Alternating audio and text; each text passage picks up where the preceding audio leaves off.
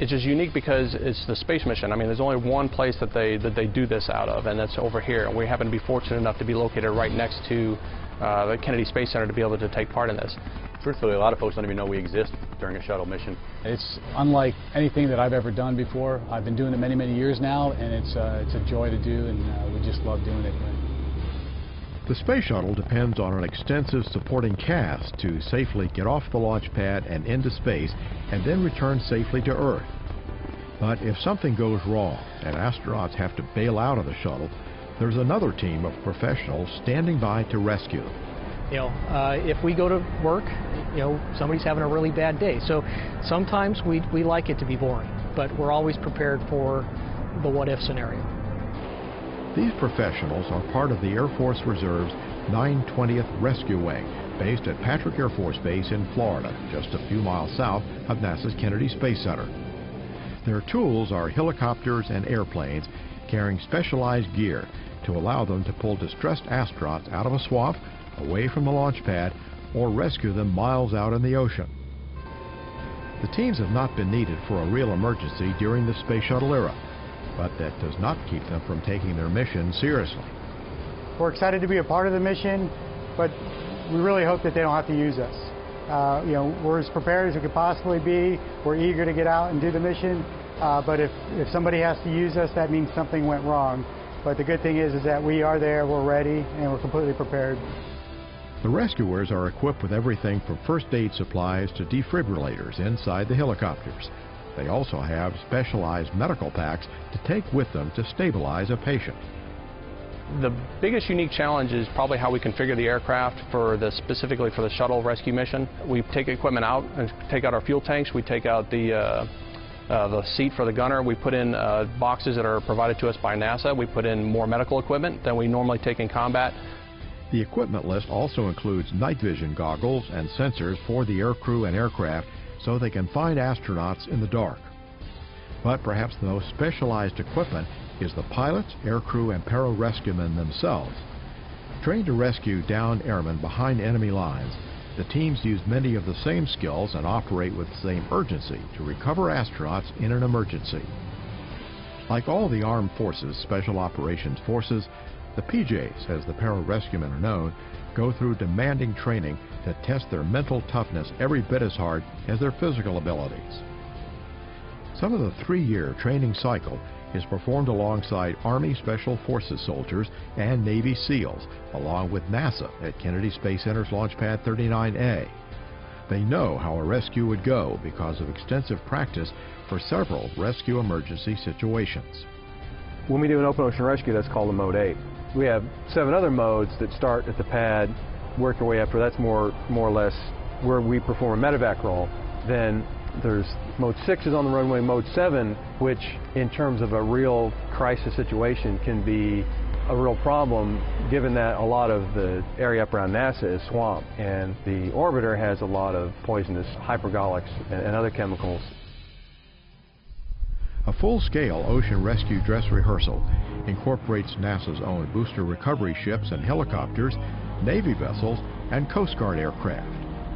Over the years, we would do the mode training with NASA specifically. Once every 6 months, we do a land or water-based trainer, specifically with an exercise. And what we do for normal training for SAR is over water. We do over water training weekly. NASA has a way of when they're preparing for missions and they're asking for our help in training, that they set up some very interesting scenarios for us to deal with. Some of them have been where they would put the shuttle cockpit mock-up in a swamp, and we would have to deal with that.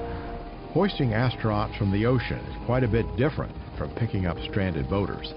The comparison is that an astronaut, you know, they wear those big orange suits.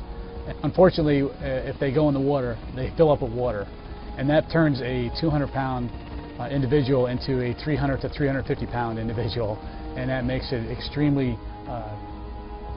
difficult to bring them up into the cabin of the helicopter. During a rescue operation, we've got PJs on board and a combat rescue officer. We also carry 3 of their RAMS packages, which we can deploy out the back of the aircraft.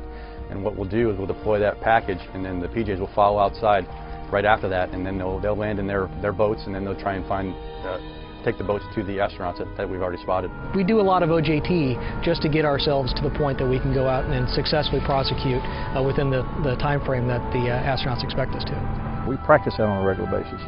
It's just now we're taking that skill set and applying it to the shuttle mission. Helicopters are the preferred method for lifting astronauts out of danger because they can hover over a person and basically act like a crane in the sky.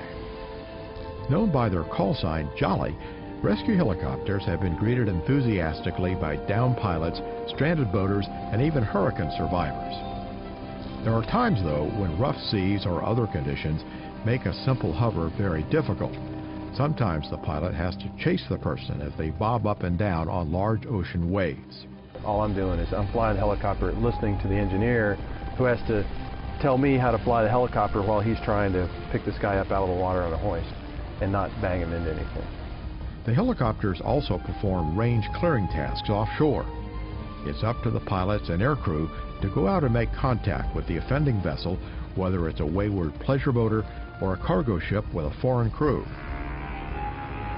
There's been some really dark, scary nights dealing with ships, and there's been some fishing tournament days, I guess you'd call them, generally speaking, where you're out there and you're like a bouncer at a really big concert trying to keep all the boats out of the way. It's fun to communicate with vessels that aren't on a marine band, or you have to resort to dropping written messages down, or getting low enough to be able to try and communicate hand signals with them. NASA and the Air Force Reserve can also employ up to 3 C-130 transport aircraft for shuttle launch and landing alerts. The C-130s, using the call sign King, carry pararescuemen, a host of supplies that can be parachuted to the ocean surface, markers for recording locations, and perhaps the most critical element for an ocean rescue, fuel. The C-130s are equipped with drogues that allow them to refuel helicopters in the air. We may be out there for hours looking for an astronaut that hasn't been located or is incommunicado.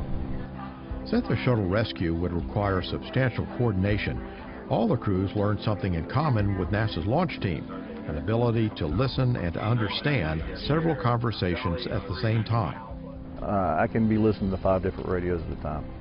Now we do share that within the helicopter. We'll share it between 2 pilots and even the FE and the gunner in the back. We've got like 10 different inputs, 20 different conversations going on all at once, and I've got to pick out the little bits and pieces of information that my airplane needs, or the airplane next to me, or the guy in the back running the show is the air boss. I've got to put all that stuff together so everybody can get a good picture of what's going on outside the airplane.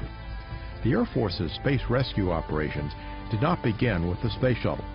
Units were used or on call for all of NASA's manned space programs. After all, before Shuttle, the Mercury, Gemini, and Apollo astronauts counted on landing in the ocean to end their missions. And they counted on ships and helicopters to reel them in safely. But the mission itself, how we execute it, how we do it, has not really changed, but the visibility has changed over the years. You bring home a son, a daughter, a dad, or a mother when you rescue somebody, and you're saving a life. In the peacetime rescue world, that's outstanding. And that's what we do in rescue, is hopefully, we don't have to do what we're trained to do, but we train tirelessly all the time to be ready.